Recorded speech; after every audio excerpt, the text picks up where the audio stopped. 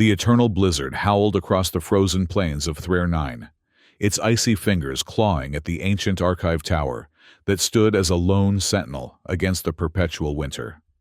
Inside, Wayne adjusted the thermal controls, watching as the energy levels dipped dangerously low. Another power cell would need replacement soon. 6 years of isolation had taught him to anticipate the tower's needs, just as it had taught him to embrace the silence. Wayne, an Earth scholar, had come to this desolate moon with a singular purpose: to translate and preserve ancient languages before they disappeared forever. What had begun as a 2-year research expedition had evolved into a self-imposed exile. Here, surrounded by glyphs and forgotten texts, he found peace from the ghosts of his past. He ran his fingers across the stone tablet before him, tracing the intricate carvings of a language spoken by a civilization long extinct. The symbols pulsed with stories, untold histories unremembered. Wayne's work, painstaking, methodical, was his redemption. For every correctly translated word, he atoned for the mistranslation that had once cost lives. The security system chimed an unusual occurrence on a moon where he was the only inhabitant. Wayne frowned, checking the external cameras. The blizzard had intensified to near whiteout conditions, yet there, huddled at his doorway, was a cloaked figure fighting against the relentless wind. Impossible. No ships had landed. His sensors would have detected them. The nearest outpost was hundreds of kilometers away, an insurmountable distance in this weather. The figure raised a blue-tinged hand and knocked 3 times, then twice more, the traditional rhythm of the offer ritual from the outer systems. Wayne's stomach tightened. He knew what that meant. Against better judgment, he disengaged the locks. The outer door slid open, and the howling wind carried the figure inside. As the door sealed shut again, the visitor collapsed to her knees, head-bowed, hands splayed on the floor in supplication. She was Severian, her skin a pale blue that contrasted sharply with the dark markings running along her temples and jaw, the ritual markings of exile.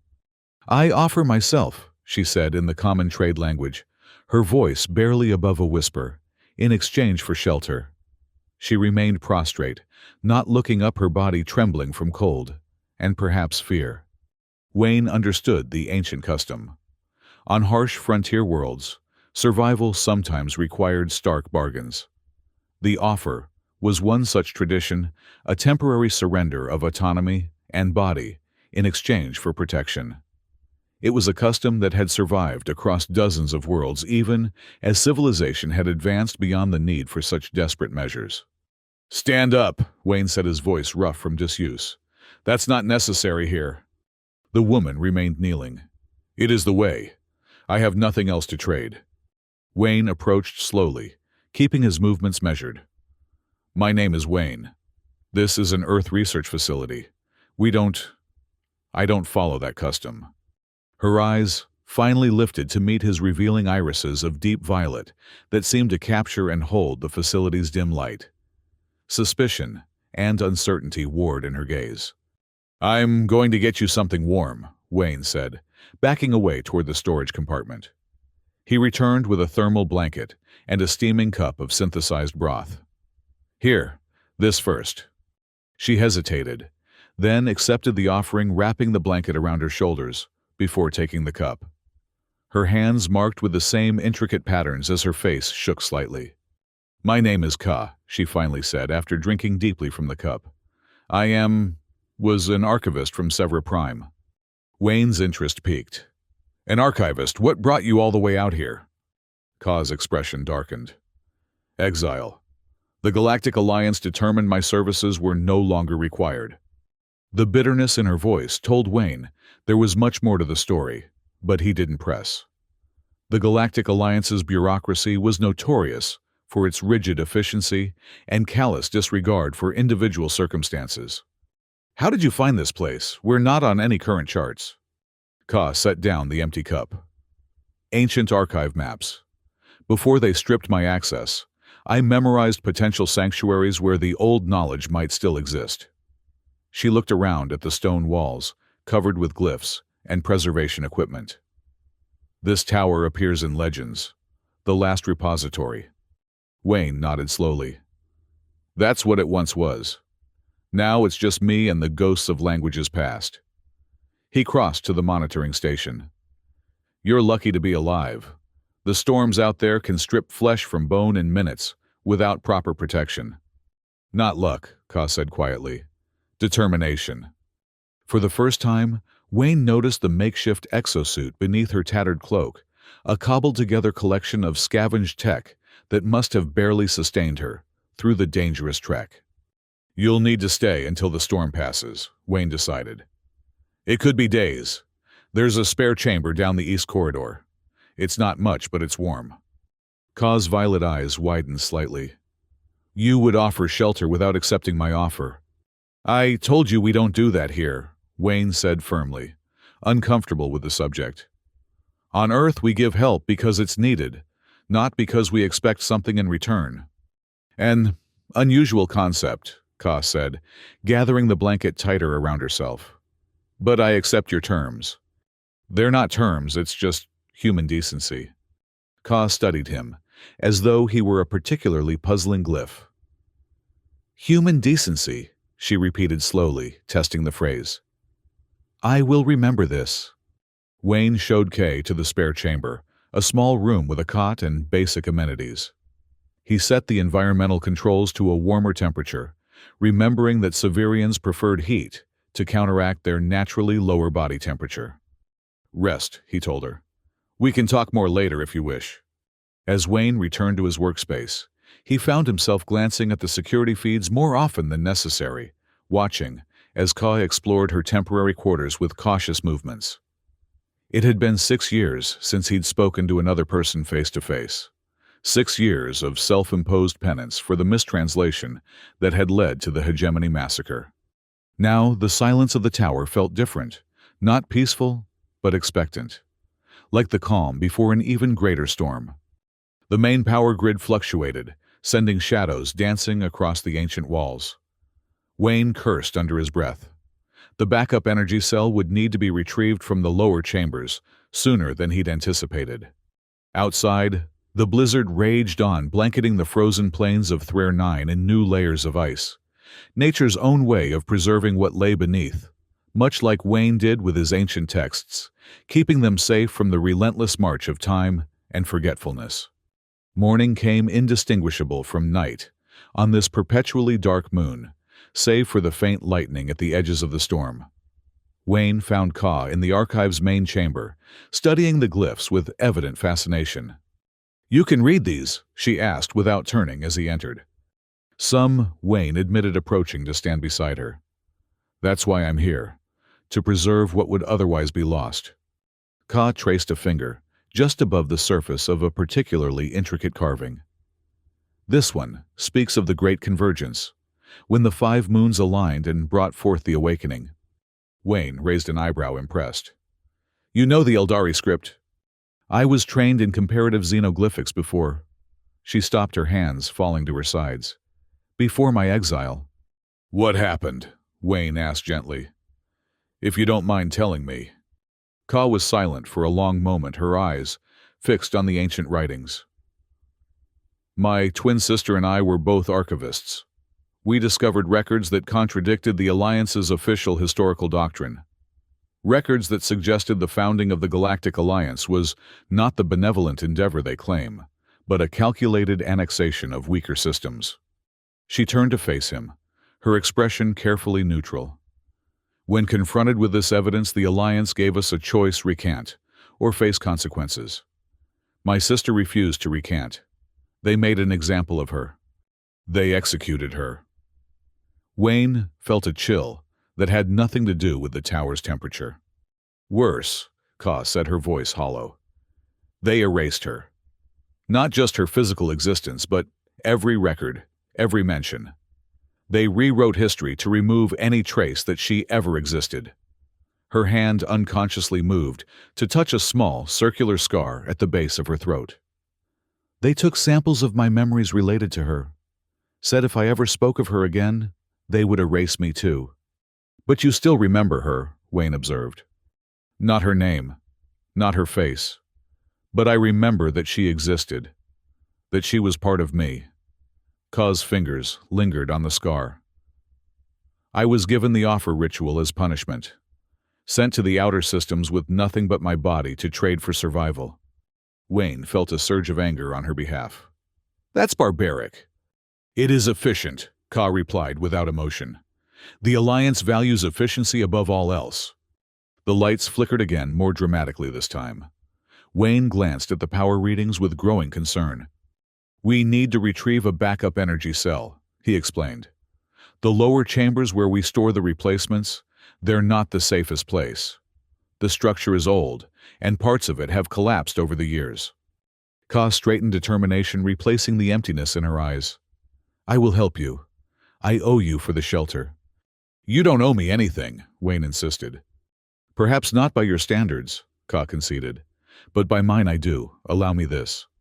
Wayne hesitated, then nodded. We'll need environmental suits. The lower chambers aren't climate-controlled anymore. Together, they donned the bulky protective gear designed to shield against the extreme cold of the tower's unheated sections. Wayne handed Ka a portable light source and a communications device that attached to her helmet. Stay close, he instructed, as they entered the ancient lift that would take them deep below the surface. Some sections have deteriorated badly. The descent was slow and jerky, the old mechanism protesting after centuries of use. When the lift finally shuddered to a stop, they stepped out into a vast chamber filled with row upon row of storage units, many collapsed or damaged by time. The energy cells are kept in the central vault. Wayne explained, his voice slightly distorted through the comm system. It should still be intact. They moved carefully through the debris-strewn pathways, their lights casting long shadows across the ancient technology. The air, even filtered through their suits, tasted of dust and abandonment. This place, Ka said softly, it holds more than just energy cells, doesn't it? Wayne nodded, though she couldn't see the gesture through his helmet. This was once the heart of the repository. Before the Great Purge, they stored backups of every known language and cultural record here. Most of it was destroyed or removed when the Galactic Alliance established their standardized history. And yet you stay, Ka observed, guarding what remains. Someone has to, Wayne replied simply. They reached the central vault, its massive door still sealed tight against the ravages of time. Wayne inputted a complex sequence into the ancient control panel, and with a groan of protest, the door began to slide open. Inside, bathed in the soft blue glow of emergency lighting, stood rows of cylindrical energy cells. Wayne moved to the nearest one, checking its readings. This one should work, he said, disconnecting it from its charging station. We'll need to... A deep, ominous rumble cut him off. The floor beneath them vibrated, and dust cascaded from the ceiling. Structural integrity failing, Wayne's suit computer warned. Recommend immediate evacuation. We need to go, Wayne said urgently, securing the energy cell in a carry case. Now, they turned back toward the entrance just as a massive section of ceiling collapsed, blocking their path. Kay pulled Wayne back just in time to avoid being crushed by the falling debris. Is there another way out? She asked, her voice remarkably calm despite the danger. Wayne consulted the schematics displayed on his suit's interface. Emergency exit tunnel east side of the vault, if it's still accessible. They moved quickly, navigating around fallen support beams and toppled storage units, as the ancient structure continued to groan and shift around them. More debris fell, narrowly missing them as they reached the emergency exit, a narrow tunnel carved into the rock itself. It's going to be tight, Wayne warned, and I'm not sure of its condition. Ka didn't hesitate, entering the tunnel first. I'll go ahead. My suit's slimmer than yours. The tunnel was barely wide enough for them to crawl through the rough stone, scraping against their environmental suits. Wayne struggled to maneuver the case containing the precious energy cell while keeping pace with Kay. Another tremor shook the tunnel, and Wayne felt a sharp pain as a falling rock struck his helmet, cracking the faceplate. Warning alarms blared inside his suit as the environmental systems began to fail. Wayne, Ka's voice came through the comm, laced with concern. Your life signs are fluctuating. Suit damaged. He managed, feeling the bitter cold beginning to seep in through the crack. Can't hold. The world began to fade around him, darkness creeping in at the edges of his vision. The last thing he remembered was Ka's blue-tinged face, appearing above him, her violet eyes, wide with determination as she reached for him. Warmth was the first sensation that returned to Wayne, as consciousness slowly filtered back. He was lying on his cot in the archive's main living quarters, wrapped in thermal blankets. The painful bite of extreme cold had subsided to a dull ache in his extremities. "You should not move yet," Ka's voice came from nearby. "Your body temperature is still stabilizing." Wayne turned his head to see her sitting beside his cot, monitoring his vital signs on a portable medical scanner. She had removed her environmental suit, but still wore the undergarments, her blue skin marked with intricate patterns that seemed to shift in the dim light. "The energy cell," he asked, his voice rough. "Secured and installed," Ka assured him. "The tower's systems are stable again." Wayne tried to sit up, but found his limbs uncooperative. "How did you get me back here?" With difficulty, Ka admitted, gently pressing him back down. "Your Earth physiology is heavier than I anticipated." Despite his discomfort, Wayne chuckled. "Sorry about that."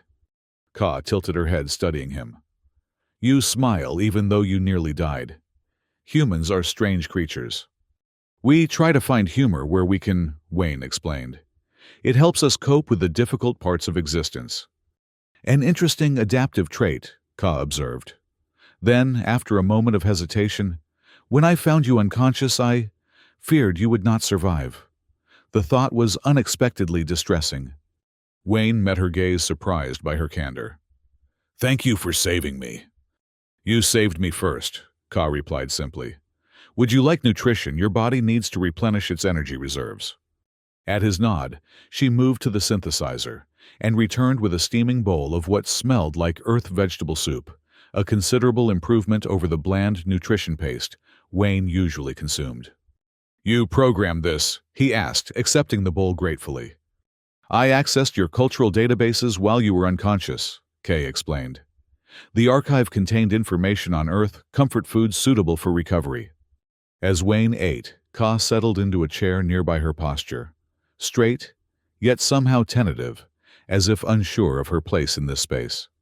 "The glyphs in the main chamber," she said after a while. "They tell a story about transformation, about finding oneself in exile." Wayne nodded, remembering the text. "The Eldari believed that true enlightenment could only come through separation from the familiar, that in isolation we discover our true nature." "Do you believe that?" Ka asked, her violet eyes intent on his face. Wayne set aside the empty bowl, considering the question. "I came here seeking solitude, seeking to lose myself in ancient languages, so I wouldn't have to face what I'd done." "What did you do?" Ka's question was gentle, without judgment. Wayne's throat tightened as memories surfaced. Memories he'd tried for 6 years to bury beneath layers of scholarly work and isolation. "I was a diplomatic translator for the Earth Alliance." He began the words, coming slowly. "During the hegemony negotiations, I mistranslated a crucial phrase in the Ardani language. What should have been interpreted as a request for patience, I translated as a threat." He closed his eyes, seeing again the aftermath of his error. The Earth delegation responded with force. 27 Ardani representatives died before the misunderstanding was discovered. "A grave error," Ka acknowledged, "but not intentional malice." "Does intention matter to the dead?" Wayne asked bitterly. "Or to those they left behind?" "Perhaps not," Ka conceded. "But it matters to the living, to those who must continue despite their mistakes." She leaned forward slightly. "You exiled yourself as penance." "I exiled myself because I couldn't face what I'd done," Wayne corrected. "There's no nobility in my choice." Ka was silent for a moment, then said, "On Sevra Prime we have a concept called Enra Kalim, roughly translated as the dignity of acceptance. It means acknowledging one's failures completely, without diminishing or exaggerating them." She gestured to the archive around them. You have dedicated your life to preserving languages to ensuring accurate translations remain for future generations. That is not hiding from your mistake. That is transforming it into purpose. Wayne felt something loosen in his chest, a knot of self-recrimination that had been wound tight for 6 years, beginning to unravel under Ka's words. Perhaps, he allowed, though I'm not sure if the families of those who died would see it that way. Have you asked them? Ka inquired. Wayne shook his head. I've had no contact with Earth or any other planet since I came here. Then, you cannot know, Ka pointed out. And in the absence of knowledge, you have chosen the harshest possible interpretation. The insight struck Wayne like a physical blow. She was right. In his guilt, he had constructed a narrative of universal condemnation without ever confirming its truth. You are very direct, he observed, not entirely displeased by this quality. Exile strips away the luxury of gentle deception, Ka replied with a small shrug. Even self-deception. Outside, the eternal storm continued its assault on the ancient tower. But inside, something had shifted. The silence between them was no longer empty, but filled with unspoken understanding. Two exiles, finding unexpected common ground in their isolation. Days passed, melding into a new routine as the blizzard showed no signs of abating. Kay proved to be a knowledgeable assistant in Wayne's work, her expertise in xenoglyphics complementing his own abilities. Together, they made more progress on difficult translations in a week than Wayne had managed alone in months. This section here, Ka said, one day pointing to a particularly complex series of glyphs. It's not a separate phrase as you've cataloged it. It's connected to the previous passage. See how the terminal markers align. Wayne examined the text more closely. You're right. That changes the entire meaning. He looked at Ka with growing respect. How did you see that? Severian script uses similar connective structures, she explained. The pattern recognition is intuitive for me. Wayne made the correction in his database. We make a good team. Ka's expression softened slightly, the closest she came to smiling. Yes, we complement each other's knowledge gaps efficiently. That's one way of putting it, Wayne said with a chuckle. As they worked side by side, Wayne found himself studying Ka when she was absorbed in her tasks. The graceful precision of her movements, the subtle changes in her expression when she discovered something significant, the way her markings seemed to darken slightly when she was deep in concentration. All of it fascinated him in ways he hadn't anticipated. More surprising still was how comfortable her presence had become. After years of solitude, Wayne had expected to find companionship intrusive, but instead it felt right. As if the tower had been waiting for someone like Kay to fill its empty spaces with purpose. One evening, as they shared a meal of synthesized food that Ka had somehow coaxed into tasting almost palatable, Wayne asked the question that had been lingering in his mind. What will you do when the storm passes? Ka set down her utensil, her violet eyes meeting his. I had not considered beyond finding shelter, she paused. The Alliance will still be searching for me. They do not tolerate loose ends. You could stay, Wayne said, the words emerging before he'd fully formed the thought. Here, I mean. The tower has room, and your expertise is valuable. You would share your sanctuary. Ka seemed genuinely surprised by the offer. It's not much of a sanctuary, Wayne said, gesturing to the ancient walls around them. But it's safe.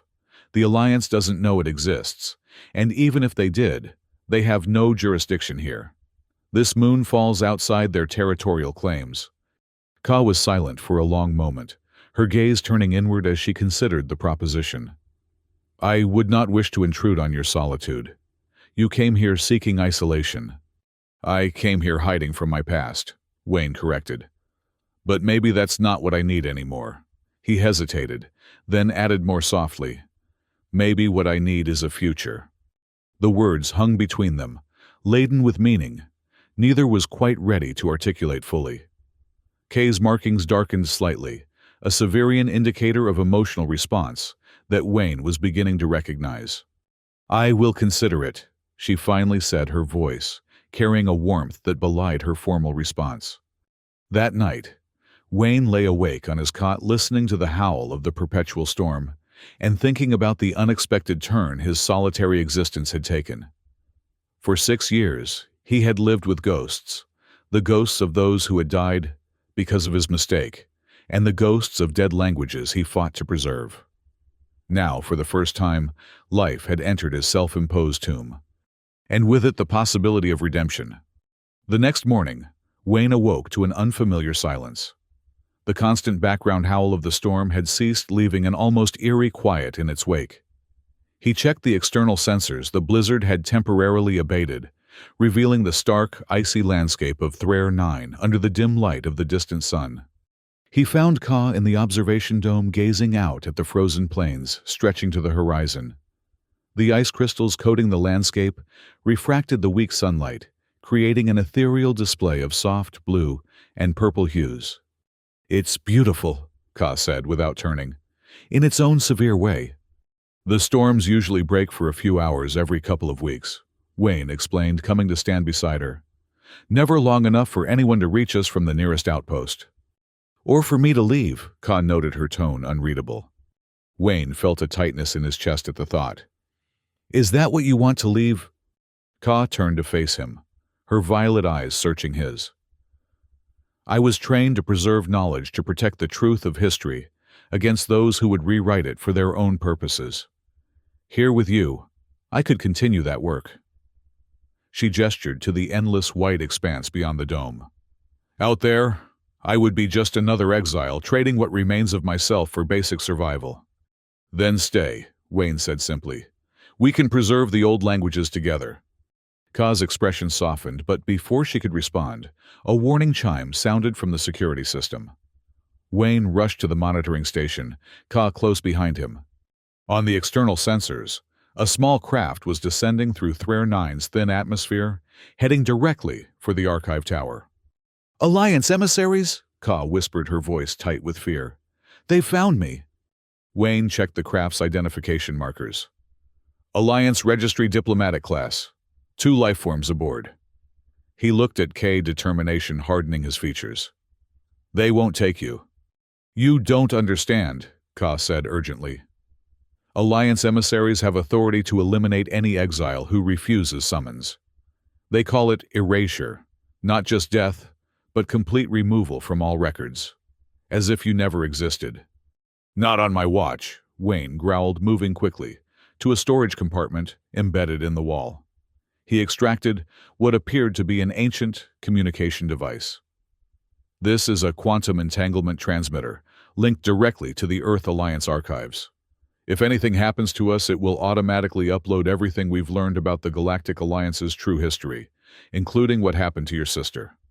Ka stared at him in astonishment. "You would risk interstellar conflict to protect me?"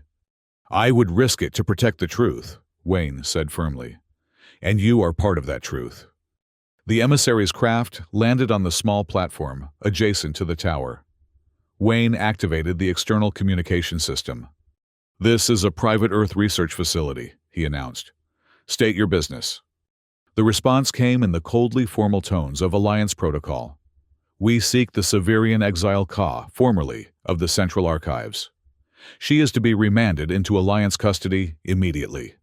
Wayne glanced at Kay, who stood straight-backed despite the fear evident in her eyes. "Your choice," he told her quietly. "Whatever you decide, I'll back you." Ka drew a deep breath, then stepped forward to the communication panel. "I am Ka of Severa Prime. I claim sanctuary under Article 7 of the Interstellar Autonomy Treaty." The emissary's response was immediate and chilling. "Article 7 does not apply to those lawfully exiled by Alliance decree. You will surrender yourself or face erasure. You have 5 minutes to comply." Wayne moved beside Kay, his hand finding hers in a gesture of solidarity. "We don't surrender to threats," he said into the communicator. "And if you attempt to enter this facility by force, I will transmit evidence of the Alliance's historical falsification to every major system in the galaxy." There was a long pause before the emissaries responded. "The human has no standing in this matter. This is between the Alliance and its subject. "I am not a subject," Ka declared, her voice stronger now. "I am Ka, keeper of true history, guardian of the forgotten. I claim my right to exist, to remember, and to be remembered."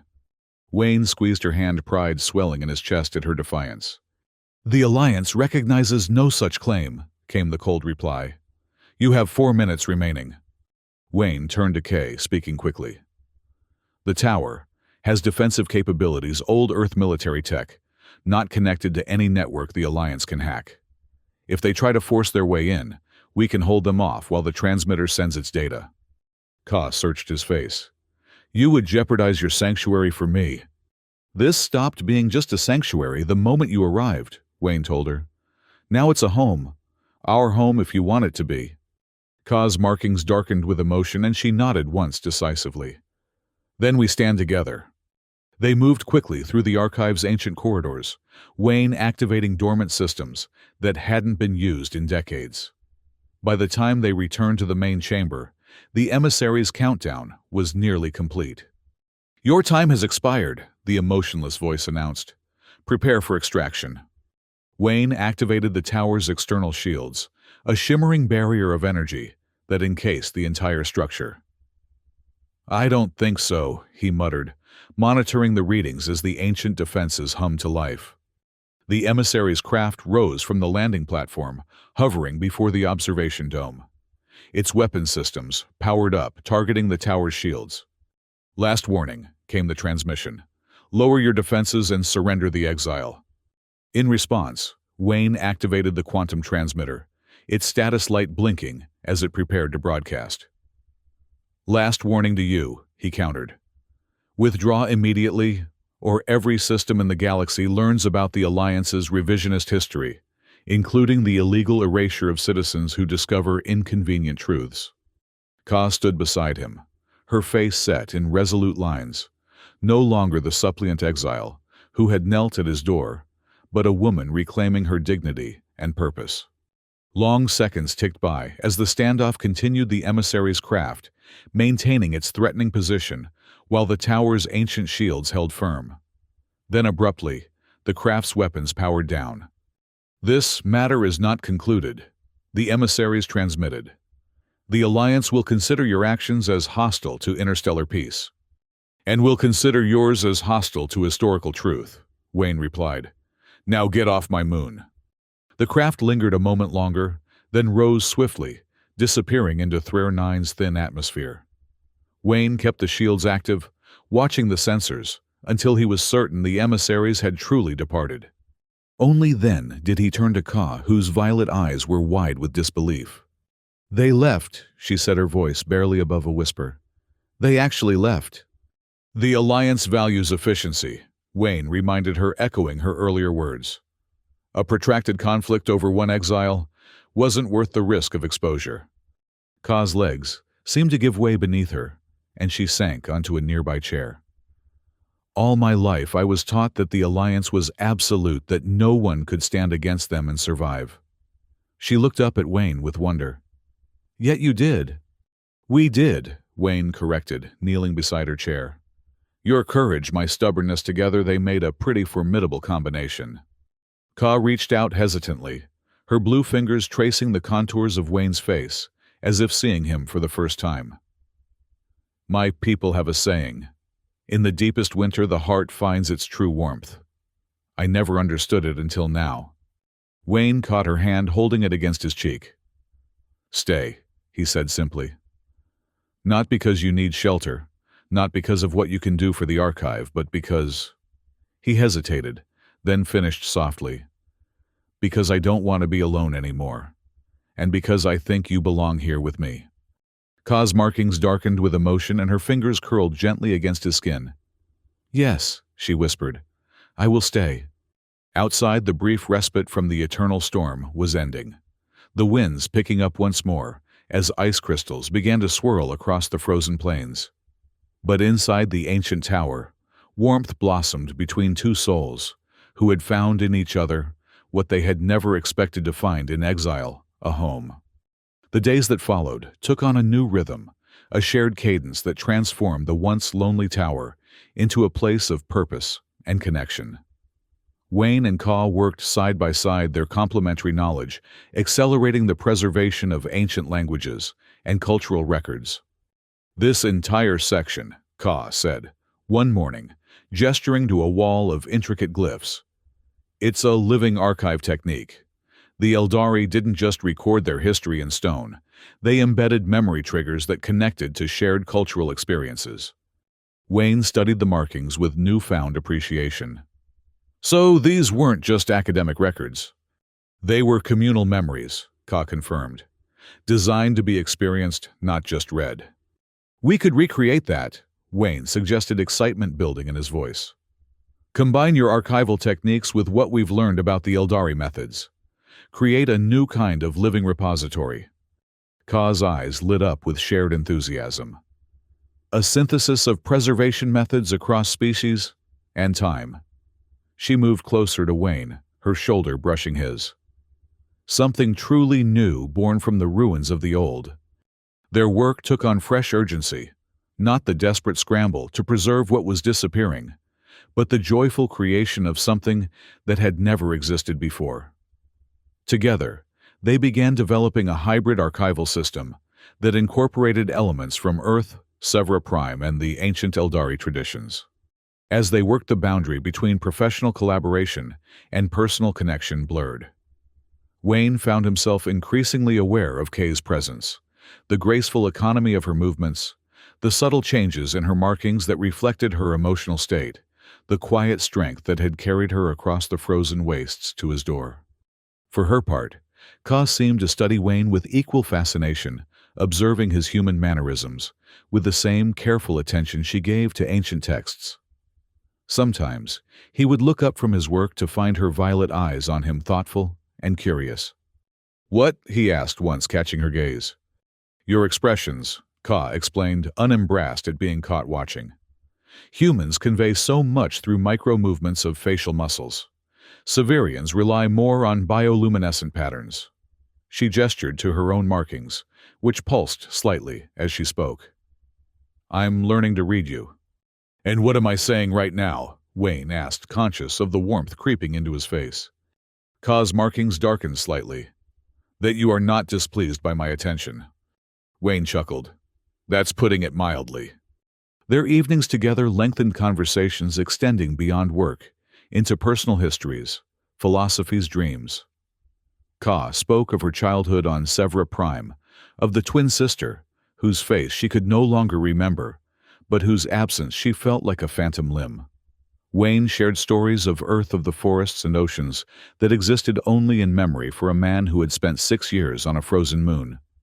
"Would you ever go back?" Ka asked one night, as they sat before the environmental heat projector that served as the tower's hearth. "To Earth, I mean." Wayne considered the question. "Once I would have said no, that I didn't deserve to return."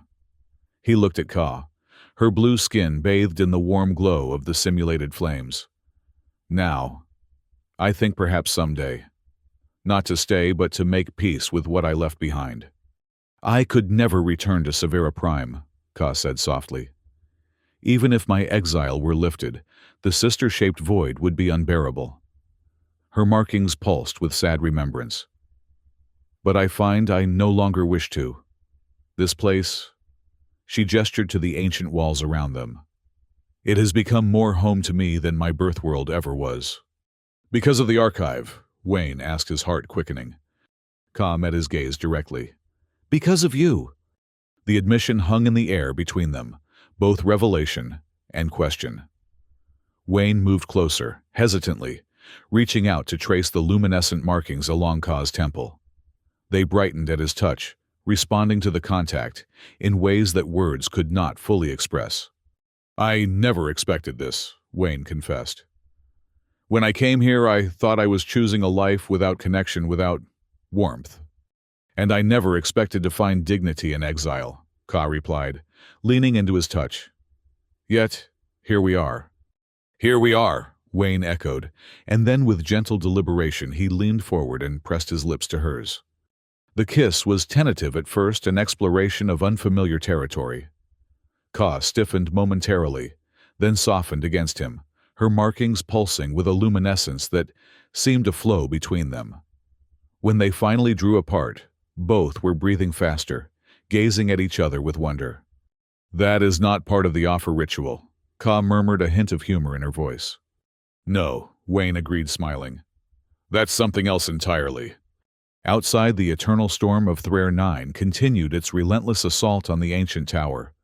But within its walls, warmth and connection flourished, where once there had been only cold solitude.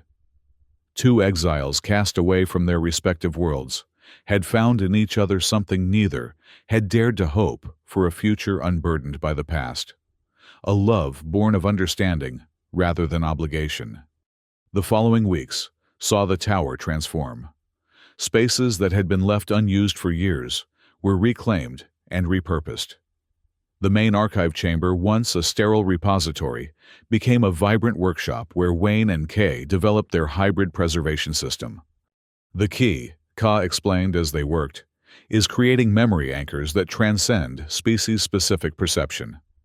The Eldari use tactile glyphs. Severians use bioluminescent patterns, and humans use visual and auditory cues. Wayne nodded, adjusting the scanning equipment they had repurposed from old archive tech. "So we create multisensory archives records that can be experienced through touch, sight, sound, even scent."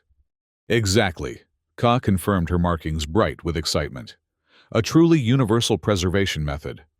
Their first test subject was a simple Eldari poem about the changing of seasons, a concept alien to a moon locked in eternal winter, but meaningful across countless worlds. They encoded it using their new methods, then experimented with different ways of accessing the information.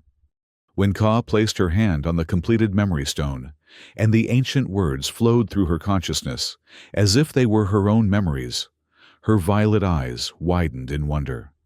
"It works," she breathed. "Wayne, it actually works." Wayne's own experience confirmed it. The poem had transferred not just as information, but as sensory memory, complete with the feel of warm breezes and the scent of blooming flowers he had not experienced in years. "This is revolutionary," he said, examining the stone with newfound respect. "We're not just preserving languages or historical facts. We're preserving experiences." "The living memory of countless civilizations," Ka agreed. "Not forgotten texts, but remembered lives." The success spurred them to more ambitious projects. They began encoding everything they could: historical records, cultural practices, personal experiences. Kay shared memories of Severian rituals that would otherwise die with her exile, while Wayne contributed Earth traditions that had never before been preserved in such intimate detail. As their work progressed, so too did their relationship. The tentative connection that had begun with a kiss deepened into something profound. They learned each other's bodies as thoroughly as they learned each other's minds, discovering new ways to bridge the physiological differences between human and Severian. Ka's bioluminescent markings responded to Wayne's touch in ways that fascinated them both, creating patterns of light that reflected her emotions more eloquently than words ever could. Wayne, in turn, introduced Ka to human expressions of affection that transcended cultural boundaries. "Your heartbeat," Ka murmured one night, her head resting on Wayne's chest. "It's different from Severian hearts. Stronger, more insistent." Wayne smiled, running his fingers along the intricate patterns on her shoulder. "Stubborn, you mean? Like the rest of me?" "Persistent," Ka corrected, her markings pulsing with affection. "Unwilling to surrender to the cold. It's what saved me."